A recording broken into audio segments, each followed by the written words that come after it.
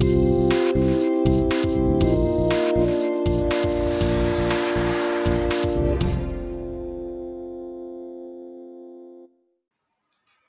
לכולם. ראשית אני רוצה לברך אתכם על הצטרפותכם למשפחת המשקיעים בשיטת המומנטום הממוקד. אני מקווה ומאמין שגם אתם תהפכו בקרוב למשקיעים מצליחים. לפני שנתחיל, חשוב מאוד לעשות תיאום ציפיות. ובמסגרת תיאום הציפיות אנחנו נתייחס לנקודות הבאות. קודם כל ננסה לברר את השאלה מיהו משקיע מצליח. האם משקיע מצליח הוא אחד שמצליח ב-100% מהעסקאות? ברור שלא, אנחנו ננסה לתת תשובה מיהו משקיע מצליח. לאחר מכן אנחנו ננסה להגדיר את שולחן העבודה שלנו. שוק ההון יש עשרות מסלולים, יש מניות ויש אגרות חוב ויש תעודות סל ויש המון דברים. מה בתוך השוק ההון הזה אנחנו שמים על השולחן, איזה כלים אנחנו שמים על השולחן שלנו. לאחר מכן אנחנו נגדיר את כללי ניהול ההון שלנו, שבהם אנחנו נעבוד. לאחר מכן אנחנו רוצים, חשוב לנו מאוד להגביל את הסיכון, אמרנו 10% סיכון, אז אנחנו נגדיר את כללי ניהול ההון שיאפשרו לנו באמת לקבל 10% סיכון. ולבסוף אנחנו ניתן קצת סטטיסטיקה ותחשיב רווח והפסד, מה בעצם אפשר לצפות מהשיטה הזו. אז אוקיי, מיהו משקיע מצליח? האם משקיע מצליח הוא אחד שמצליח ב-100% מהעסקאות? כמובן שלא. משקיע מצליח הוא אחד שיש לו 3 דברים. יש לו שיטה מצליחה, אנחנו תכף נגדיר מה זה שיטה מצליחה, הוא יודע לנהל נכון את ההון, אנחנו עוד מעט נגדיר ונראה איך עושים את זה, ולבסוף יש לו משמעת עצמית, כי גם משקיע שיש לו שיטה מצליחה וניהול הון נכון והוא לא ממושמע, הוא לא עובד לפי הכללים שהוא קבע לעצמו, אז ברור שבעצם אין לו שיטה ואין לו ניהול ואין לו שום דבר. מהי שיטת השקעה מצליחה? שיטת השקעה מצליחה היא שיטה שמצליחה לנצח את הסטטיסטיקה. שיטה מוצלחת יש לה 2 רגליים. הרגל הראשונה, כדי שהיא תהיה שיטה מוצלחת, הוא שיטה שנותנת לפחות 50% עסקאות מצליחות, בהשוואה לפחות מ-50% כושלות. כלומר, אם יש לי שיטה שב-50% ומעלה מהעסקאות אני מצליח, אני מרוויח, וב-50% ומטה מהעסקאות אני נכשל, אני מפסיד, יש לי את הרגל הראשונה לשיטה מוצלחת. עדיין אין לי שיטה מרוויחה, אבל יש לי את הרגל הראשונה. הרגל השנייה היא שלשיטה מוצלחת היא שבשיטה רווחית אני רוצה שהרווח הממוצע לעסקה יהיה גדול מההפסד הממוצע לעסקה בעסקה מפסידה. כלומר, אם יש לי גם מעל 50% הצלחות ופחות מ-50% כישלונות, וכשאני מצליח, אני מצליח להרוויח בממוצע יותר מאשר אני מפסיד בממוצע, בעסקה מפסידה יש לי שיטה מוצלחת. בואו ניקח דוגמה. עשיתי 100 עסקאות, ב-51 מהעסקאות הצלחתי, ב-49% מהעסקאות נכשלתי. בעסקאות שהרווחתי בממוצע 60, בעסקאות שנכשלתי הפסדתי בממוצע 50. בסופו של דבר, לאחר 100 עסקאות נשאר לי רווח של 610. בואו ניקח עוד דוגמה. אם עשיתי 30 עסקאות, שימו לב, ב-15 עסקאות הצלחתי 50%, ב-15 עסקאות נכשלתי. אבל כשהצלחתי הרווחתי בממוצע 200, וכשנכשלתי הפסדתי בממוצע 100, אז יש לי סך הכל רווח נטו של 1,500. כלומר, שיטה מצליחה, אני חייב שתהיינה לי 2 רגליים, גם אחוז גבוה יותר של הצלחות, וגם רווח ממוצע יחסית להפסד ממוצע גדול יותר. מהו ניהול נכון של ההון? ניהול נכון של ההון הוא חלוקת ההון באופן שיאפשר לנצח את הסטטיסטיקה. אני תמיד נותן את הדוגמה הבאה ואני אחזור אליה פעם נוספת. יש בלונדון קזינו שהצבע האדום יוצא 60% מהפעמים והצבע השחור יוצא 40% מהפעמים. וואו, חלומו של כל מהמר. מה זה 60% בצבע אדום ו40% בצבע שחור? אפשר להרוויח הרבה כסף. מוישה שמע על הקזינו, לוקח $1,000, נוסע לקזינו בלונדון, נכנס לקזינו ושם את $1,000 על השחור ויצא אדום. אז הסטטיסטיקה לא בסדר או שמוישה לא בסדר? הסטטיסטיקה בסדר גמור. מוישה לא אפשר לסטטיסטיקה לעבוד.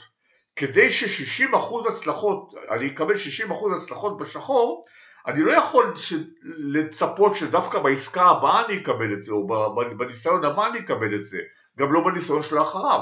כלומר, בהחלט יכול להיות מצב שיהיו גם רצף של כישלונות.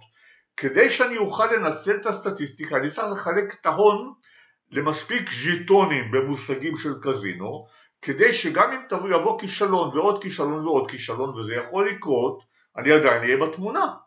אני לא יוצא מהתמונה, לא יוצא מהמשחק. איך אני עושה את זה? אני מחלק את ההון למספיק ז'יטונים, ואז אם יבואו לי 3, 4, 5 כישלונות, הרי בסופו של דבר אחר כך יבואו 4, 5, 6 הצלחות, כי יש לי סטטיסטיקה של 60%. ואם כשאני מצליח בעסקאות המצליחות להרוויח יותר, מאשר אני מפסיד בעסקאות הכושלות, אז ברור שלאורך זמן אני ארוויח. אבל פה הנקודה החשובה, לאורך זמן. חייב שיהיה לנו אוויר, חייב שיהיה לנו מספיק הון, מספיק הון מחולק למספיק חלקים כדי לאפשר לה לאורך זמן הזה לעבוד, וזה מאוד מאוד חשוב. מהי משמעת עצמית? משמעת עצמית זה היכולת להתמודד עם הרגשות. זה המקום שבו מרבית הסוחרים נכשלים. נהוג לומר שהאדם שמגיע לשוק ההון מושפע מאוד משני יצרים. היצר הראשון זה יצר החזירות, התאווה. הוא רוצה להרוויח כמה שיותר מהר וכמה שיותר הרבה. מצד שני זה יצר הפחד, כי ברגע שהמחיר הולך טיפה נגדו והוא נכנס להפסד, הוא נכנס לחרדה. המאבק בין שני היצרים האלה גורם לכל סוחר לעשות את כל הטעויות האפשריות. היכולת להתמודד עם הרגשות זה תנאי להצלחה בשוק ההון. איך עושים את זה? זה קל נורא לומר, אבל אם יש לנו שיטה שאנחנו סומכים עליה, וכללי ניהול הון שאנחנו סומכים עליהם, הרבה יותר קל לעשות את זה, הרבה יותר אפשרי לעשות את זה, מאשר כמובן אם אין שיטה שסומכים עליה. מה זה אומר משמעת עצמית מבחינתנו? דבר ראשון, עבודה מלאה לפי הכללים. אין סטיות לא ימינה ולא שמאלה. דבר שני זה רציפות עבודה. אנחנו חייבים להפעיל את השיטה הזאת, אנחנו מפעילים אותה פעם בשבוע, אבל אין מצב שאנחנו מדלגים בשבוע מסוים. כי אם אנחנו מדלגים בשבוע מסוים, אנחנו עלולים לפגוע בסטטיסטיקה. ואנחנו לא רוצים לפגוע בסטטיסטיקה, לכן חשוב להפעיל את השיטה הזאת באופן רצוף. והדבר השלישי החשוב הוא הנושא של עודף חוסר ביטחון. הרבה פעמים משקיעים נכנסים למצב שאם יש להם רצף הצלחות, הם נכנסים לעודף ביטחון. כשיש להם רצף כישלונות, הם נכנסים לחוסר ביטחון. הבעיה בעודף חוסר ביטחון שמתחילים לעבוד לא לפי הכללים. אם אני בעודף ביטחון, ולפי הכללים אני צריך לפתוח פוזיציה בסיכון של $100, אני אגיד לעצמי, רגע, אני אפתח בסיכון של $200. יש לי רצף הצלחות, זה הולך כל כך יפה. וזה בדיוק הבעיה. הבעיה הכי גדולה שגם אתה תפתח ב$200 ותצליח, כי אז אתה בכלל תפסיק לעבוד לפי הכללים, תתחיל לעבוד לפי כללים אחרים, וזה מתכון לכישלון. לכן חשוב מאוד לעבוד לפי הכללים, גם כשיש רצף הצלחות וגם כשיש רצף כישלונות, זה מאוד מאוד חשוב. בואו נגדיר את שולחן העבודה שלנו. בעצם מה מונח לנו שולחן? מהי אותה אוכלוסייה של מניות, תעודות סל, שאחריהם אנחנו עוקבים. חשוב קודם כל להגדיר, השיטה שלנו זו שיטה שהיא ריצה למרחקים בינוניים ארוכים. כלומר, אנחנו לא סוחרים תוך יומים, אנחנו משתדלים לפתוח פוזיציה בממוצע לשבועות, במקרים מסוימים אפילו לחודשים. אנחנו נעקוב אחר בין 10 לבין 15 תעודות סל. כלומר, זאת ההמלצה שלי.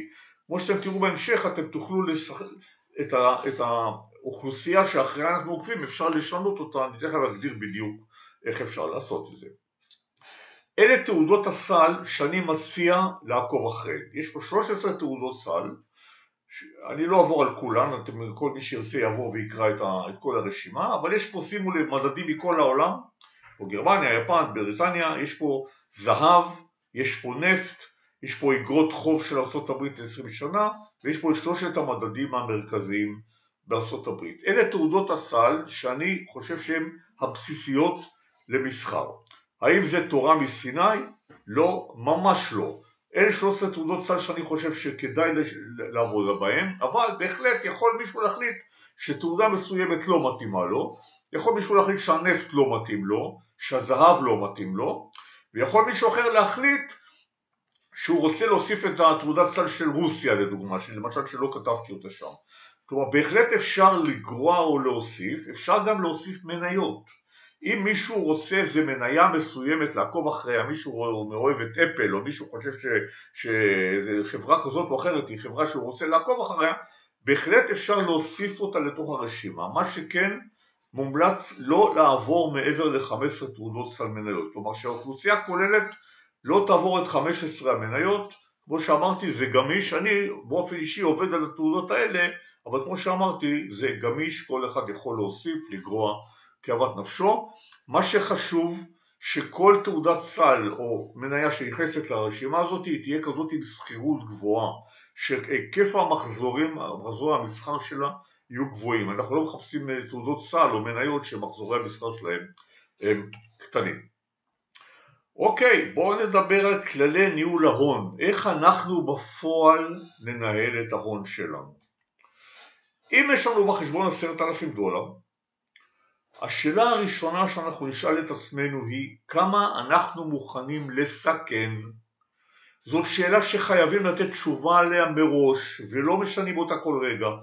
זה אומר שאם אני החלטתי שאני מסכן 10% או $1,000, אם הגעתי למצב שהפסדתי $1,000 אני עוצר. השיטה נכשלה, לא ממשיכים, כי כל המתמטיקה פה מבוססת על זה שלא תוכל להפסיד יותר מ10%. אם זה קרה משהו פה לא עובד נכון, ועוצרים את העבודה באופן מיידי. אז אמרנו שבמקרה של חשבון של $10,000 ובסיכון של 10% אני מוכן לסכן $1,000. מספר הפוזיציות המקסימלי שאני פותח במקביל הוא 15. אתם ראיתם קודם שיש 13 תעודות סל, כלומר תיאורטית יכולים להיות רק 13, אבל אמרתי שאנחנו לא עוברים את ה-15, אנחנו נצא מנקודת הנחה של 15 פוזיציות במקביל. כלומר, כדי שאני לא אגיע למצב שהפסדתי יותר מ$1,000, אני אקח סיכון בפוזיציה בודדת של $1,000 חלקי 15, של $67. כלומר, אני מסכן בפוזיציה בודדת בחשבון של $10,000 כמובן $67 בלבד. כדי שאני אפסיד $1,000, אני צריך להיכנס ל-15 פוזיציות שונות, ובכל הפוזיציות האלה להפסיד את מלוא הסיכון, $67. הסיכוי לזה מאוד מאוד מאוד מאוד קטן, הוא אפשרי כמובן, זה לא חברת ביטוח, אבל הסיכוי לזה הוא מאוד מאוד קטן. מה אומר סיכון של $67 לפוזיציה? זה אומר שאם אני נכנס עכשיו לתעודת סל שמחיר הקנייה הוא 32.17 ומחיר הסטופ שלי שהוא 29.88, דרך אגב שני הדברים האלה הם נתונים שאנחנו יודעים אותם לפני הקנייה, אנחנו נראה את זה בהמשך. אנחנו את שני הנתונים האלה יודעים לפני שלוחצים על האנטר לקנייה, לא אחרי. אני יודע כמה יעלה לי ואני יודע איפה הסטופ שלי. אז במקרה המסוים הזה אני יודע שאם אני אעוף בסטופ, אני אפסיד $2.29 ליחידה. לכל מניה או לכל תעודת סל שאני אקנה, אם אני אעוף בסטופ המלא אני אפסיד $2.29.